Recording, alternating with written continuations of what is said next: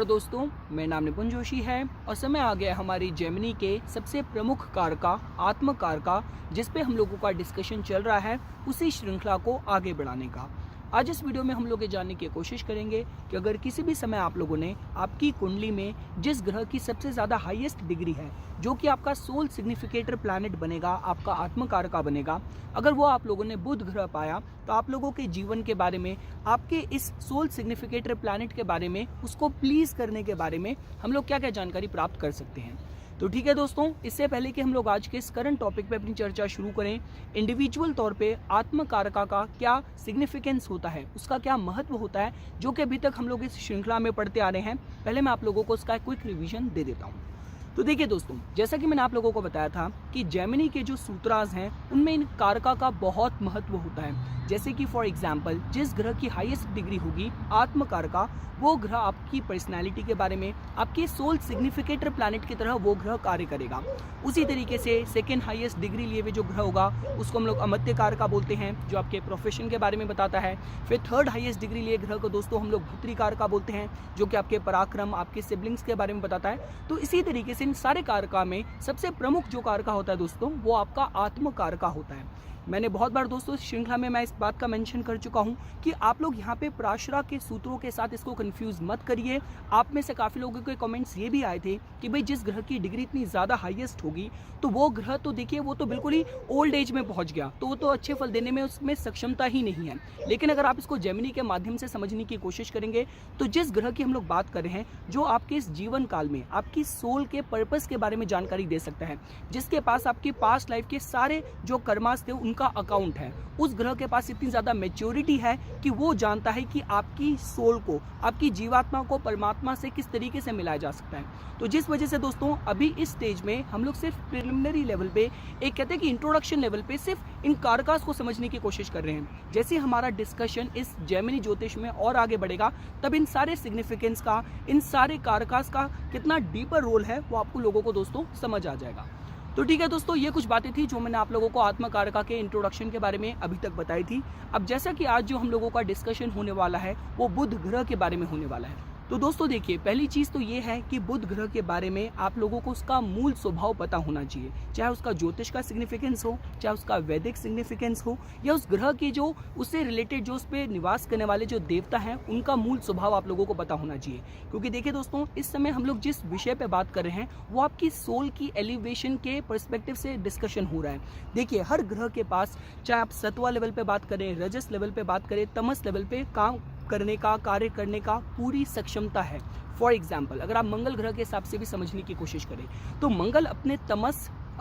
Level पे अगर मंगल की ऊर्जा व्यक्त हो रही होगी, तो मंगल हर तरीके के वॉलेंस को रिप्रेजेंट करता है। वही सपोज कीजिए अगर रजस लेवल पे कार्य करी होगी, तो जो आर्ग्यूमेंटेटिव नेचर होता है, आप उसको जोड़ के देख सकते हैं, कॉम्पिटिटिव स्पिरिट को जोड़ के देख सकते हैं। लेकिन अगर मंगल की ऊर्जा किसी के जीवन में अगर सात्विक लेवल पे कार्य कर रही होगी, तो वही मंगल अनुशासन को रिप्रेजेंट करता है, प्रोटेक्टिव स्पिरिट को रिप्रेजेंट करता है। तो कहने का मतलब ये है कि आज का दोस्तों जो हम लोगों का डिस्कशन हो रहा है, वो आपकी सोल के एलिवेशन के लेवल पे हो रहा है। तो जहाँ पे आपको उस ग्रह के मूल स्वभाव को समझना है, उसके सिद्धांतों पे चलना है, और सत्वा लेवल पे उसकी एनर्जी को अपने जीवन में एक्टिवेट करना है। तो देखिए दोस्तों, जैसा कि आप लोगों को बुध ग्रह के बारे में पता है कि बुध ग्रह को हम नॉर्थ डायरेक्शन से जोड़ के देखते हैं।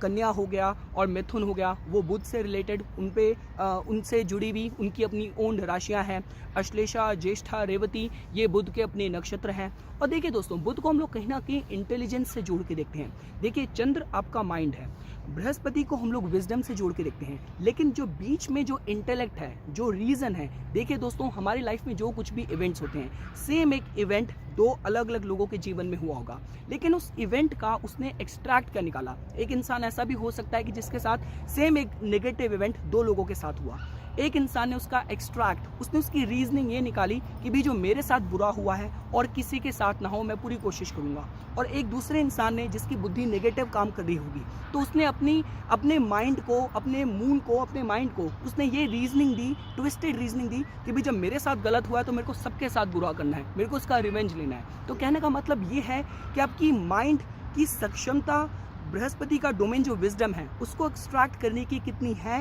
या नहीं है, ये बीच में बुध उसको रिप्रेजेंट करता है। तो जैसे कि मैं आप लोगों को बता रहा था, जितने भी लोग अच्छे व्यापारी बनते हैं, लैंग्वेज में उनकी स्ट्रॉन्ग होल्ड होती है, कम्युनिकेशन की बात की जाए, मिमिक्री की बात की जाए, किसी भी तरीके की व्यापार कुशलता की बात की जाए, ये सारा जो डिपार्टमेंट है, सारा जो डोमेन है दोस्तों, कहीं ना कहीं हम लोग बुध ग्रह के साथ ही जोड़ के देखते हैं। देखिए दोस्तों, जब मैं आपको नक्षत्र के बारे में भी बता रहा था, तो आप इस तरीके से जोड़ के देखिए कि जो फाइनल नक्षत्र है, जहाँ पे बिल्कुल एग्जिट हो रहा है इस जीवन काल से, वो आपका रेवती है। तो फाइनल जो नक्षत्र है, उसका जो डिपार्टमेंट है, उसका जो डोमेन है, वो कहीं ना कहीं दोस्तों बुध ग्रह के पास ही है, क्योंकि उसका स्वामित्व तो बुध के पास जाता है। अगर बुध के पास ओरिजिनल काल पुरुष की कुंडली में 3rd हाउस की ऊर्जा है, जो कि आपके कम्युनिकेशन का डिपार्टमेंट है, आपके पराक्रम का, एफर्ट्स का डिपार्टमेंट है, तो साथ साथ बुध के पास 6th हाउस की भी ओरिजिनल काल पुरुष की कुंडली में रूलरशिप है, जो कि आपकी हीलिंग का भी होता है। तो कहने का मतलब ये है कि आप अपनी इंटेलेक्ट को, अपनी रीजनिंग को, अपने एप्टीट्यूड को, अपने कम्युनिकेशन को अगर राइटेस्ट कॉजेस के लिए यूज़ करें, अगर हीलिंग से रिलेटेड कॉजेस के लिए यूज़ करें, तो कैसे नहीं आप बुध को अपने जीवन में, अपने आत्म कारका को पॉजिटिव तरीके से एक्टिवेट कर सकते हैं। क्योंकि देखिए दोस्तों, जब हम लोग बात करते हैं कि देखिए जो आपका स्थिर कारका है, तो वो तो हम सभी के लिए सोल सिग्निफिकेटर प्लैनेट है, वो सूर्य ही है। लेकिन जब हम चरा कारका की बात करते हैं, जो आपके मेरे लिए हमारी कुंडली के हिसाब से उसका निर्धारण होता है, वो हाईएस्ट डिग्री के हिसाब से तय किया जाता है, जो कि आपके केस में बुध है। देखिए दोस्तों, अगर बुध का आपको जो उससे रिलेटेड जो वैदिक स्टोरीज हैं, जो हमारे पुराणों में जिनका मेंशन, अगर आप वो भी समझने की कोशिश करें, तो देखिए हुआ क्या था। जो बृहस्पति हैं, बृहस्पति जो कि अपने में विजडम को रिप्रेजेंट करते हैं, जिनको हम लोग देवताओं का प्रिसेप्टर बोलते हैं, तो बृहस्पति की जो वाइफ थी, जो कि तारा थी, उनके साथ चंद्र का अफेयर हुआ। तो चंद्र के उस अफेयर की वजह से यहाँ तक ये भी हमारे काफ़ी स्क्रिप्चर्स में ये भी मेंशन करा है कि जब बृहस्पति किसी दैविक कार्य के लिए, अनुष्ठान के जब वो जा रखे थे, तो उसी समय का मौका देख के चंद्र ने तारा को अपने साथ ले गए। अब जैसे बृहस्पति को पता चला, उन्होंने काफ़ी कोशिश करी, इंसिस्ट करा तारा को अपनी वाइफ को वापस प्राप्त करने का, लेकिन चंद्र ने उनकी वाइफ को अपने पास से जाने नहीं दिया, जिसकी वजह से युद्ध तक की स्थिति खड़ी हो गई थी। जहाँ पे ये हुआ क्योंकि बृहस्पति की और शुक्र की जो शत्रुता थी, तो जिस वजह से इस युद्ध में चंद्र को शुक्र का भी साथ मिला, सारे असुरों का भी साथ मिला। लेकिन रुद्र जो कि आपके जो शिवा की भी इंटेंस एनर्जी की तरह आप उनको जोड़ के देख सकते हैं, उनको जो समर्थन था वो बृहस्पति का था, क्योंकि बृहस्पति के जो पिता हैं, जो अंगिरास हैं, वो शिवा डिवोटी थे। तो आप इसको कुछ इस तरीके से दोस्तों जोड़ के देख सकते हैं कि यहाँ पे आपको ये पता चलेगा कि जो अब हुआ क्या दोस्तों। देखिए, मैं आपको अगर स्टोरी को मेरे को कंप्लीट करना हो, तो आप इस तरीके से जोड़ के देख सकते हैं कि बृहस्पति ने अपना पूरा जोर लगा दिया था अपनी पत्नी को वापस प्राप्त करने का। लेकिन जब उनको तारा वापस प्राप्त हुई चंद्र के पास से, तो उस समय तारा प्रेग्नेंट हो चुकी थी। लेकिन जैसे ही जब शी डिलीवर्ड द बेबी, जैसे ही बुध का जन्म हुआ, जो कि चंद्र के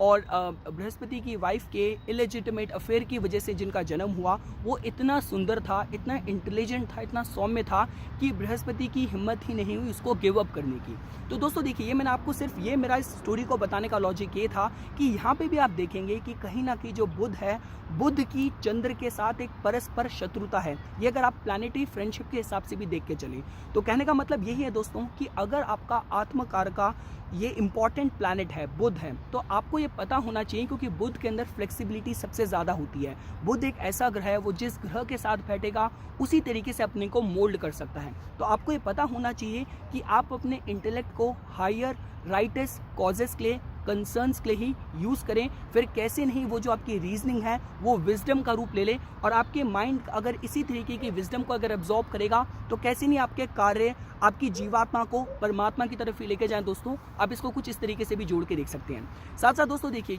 चूंकि हम लोग आज एक ऐसे विषय में बात कर रहे हैं जहाँ पे आपकी सोल एलिवेशन के हिसाब से हमें समझना है, तो अगर आपको उसके प्रोपोर्शनेटरी मेजर्स भी समझने हो, निवास करने वाले देवताओं के हिसाब से भी समझना हो, तो वैष्णविज्म के जो फॉलोअर्स हैं उनके हिसाब से जो आपके गौतम बुद्ध हैं, उनकी उपासना, उनका ध्यान, उनका मेडिटेशन, बीज मंत्रों का जो उच्चारण है, आप वो कर सकते हैं अपने आत्मकार का बुद्ध को प्रपोर्शेट करने के लिए। जो लोग दोस्तों वैदिक हिसाब से समझना चाहते हैं, जैमिनी के सूत्रों के हिसाब से समझना चाहते हैं, तो यहाँ पे भगवान विष्णु का स्वयं भगवान विष्णु का ही मेंशन करा गया है। जो लोग शक्तिज्म को फॉलो करते हैं, तो माता के त्रिपुरा सुंदरी रूप की पूजा का काफ़ी ज़्यादा दोस्तों इसमें रिकमेंडेशन करी गई है। अगर दोस्तों अगर आप सपोज कीजिए फॉर एग्जांपल, अगर आप लाल किताब के हिसाब से भी चलते हैं, तो यहाँ पे भी भगवान विष्णु की उपासना, पूजा पाठ कहा गया है इस तरीके से कि अगर आप अपने इस आत्मकारका ग्रह को प्रपोशिएट करना चाहते हैं। और लास्ट में दोस्तों देखिए, मैं एक और बात आप लोगों को बताना चाहूँगा, जहाँ पे भी आपके इस आत्मकारका ग्रह की स्थिति होगी आपको पता चल जाएगा कि आपकी सोल आपको किस तरफ ड्राइव करी है। आपकी अगर आत्मकारका इस बुध की स्थिति सपोज कीजिए 2nd हाउस में हुई, अगर 11th हाउस में हुई, तो आपको थोड़ी सी समाज में जो फाइनेंशियल अकम्पलिशमेंट अचीवमेंट्स की टेम्पटेशन आपको मिसगाइड कर सकती है। लेकिन सपोज कीजिए अगर आपके आत्मकारका की स्थिति ही अगर 5th भाव में हुई, शुभ त्रिकोण भावों में, 9वें भाव में हुई, तो वहीं आपकी इंटेलेक्ट आपको राइटस कॉजेस की तरफ, रिलीजियस कॉजेस की तरफ, नॉलेज की तरफ ड्राइव करे। दोस्तों आप इसको कुछ इस तरीके से भी जोड़ के देख सकते हैं। और वही सपोज कीजिए इस आत्मकारका की स्थिति जो difficult 6th house, 8th house और 12th हाउस में हुई, तो शायद ये हो सकता है कि जिस लेवल की एलिवेटेड कॉन्शियसनेस ये आत्मकारका ग्रह आपको सिखाना चाह रहा है, उसके शायद आपको थोड़े से क्राइसिस, थोड़ी सी डिफिकल्टीज और डिफिकल्ट सिचुएशन के थ्रू भी दोस्तों आपको गुजरना पड़ सकता है। आप इसको कुछ इस तरीके से भी जोड़ के देख सकते हैं। और लास्ट चीज़ दोस्तों, जो इस पूरी आत्मकारका की श्रृंखला में मैं आप लोगों को बताता आ रहा हूँ कि आपके आत्मकारका की भी जिस पर्टिकुलर राशि में तत्वों के हिसाब से अगर आप समझने की कोशिश करें उसकी स्थिति होगी, आप लोगों को पता चल जाएगा कि उसको प्रपोशिएट किस तरीके से करना है। तो सपोज कीजिए आपके आत्मकारका बुध की स्थिति अग्नि तत्व की राशि में हुई, मेष की बात की जाए, सिंह की बात की जाए, आपके धनु की बात की जाए, तब आप दोस्तों देखिए अगर आप हवन की बात करें, आप किसी भी तरीके के व्रत की बात करें, आप इस तरीके से करके इससे जुड़े देवता जो मैंने आपको बताए, आप अपने आत्मकारका को स्ट्रेंथन कर सकते हैं, मजबूत कर सकते हैं। वहीं अगर आपके आत्मकारका बुध की स्थिति अगर पृथ्वी तत्व की राशि में हुई, आपका वृषभ हुआ, कन्या हुआ, मकर हुआ, तो रत्नों की बात की जाए, मेटल्स की बात की जाए, आपके देव दर्शन की बात की जाए, आप इस तरीके से अपने आत्मकारका को मजबूत कर सकते हैं। अगर सपोज कीजिए वायु तत्व की राशि में इसकी स्थिति हुई, जो कि आपके मिथुन है, आपकी तुला है, आपकी कुंभ है, तो आपका कहते हैं कि देव कथा की बात करी जाए, तो मंत्र जाप की बात की जाए, इस तरीके से मंत्र जाप करके आप अपने आत्मकारका ग्रह को स्ट्रॉन्ग कर सकते हैं। और लास्टली दोस्तों, अगर आपके आत्मकारका ग्रह की स्थिति जो कि बुध है जल तत्व की राशि में हुई, जो कि आपके कर्क हैं, वृश्चिक हैं, मीन है, तो हर तरीके के आपके जो चैरिटी की बात की जाए, औषधि स्नान की बात करी जाए, इस तरीके से आप अपने इस चीफ इंपॉर्टेंट आत्मकारका सोल सिग्निफिकेटर प्लैनेट को मजबूत कर सकते हैं। तो ये कुछ बातें थी दोस्तों जो आज इस वीडियो में मैं आप लोगों के सामने प्रस्तुत करना चाहता था। इसी तरीके की वीडियोस की समय समय पे अपडेट प्राप्त करने के लिए कृपया करके मेरा YouTube चैनल सब्सक्राइब कीजिए और मेरा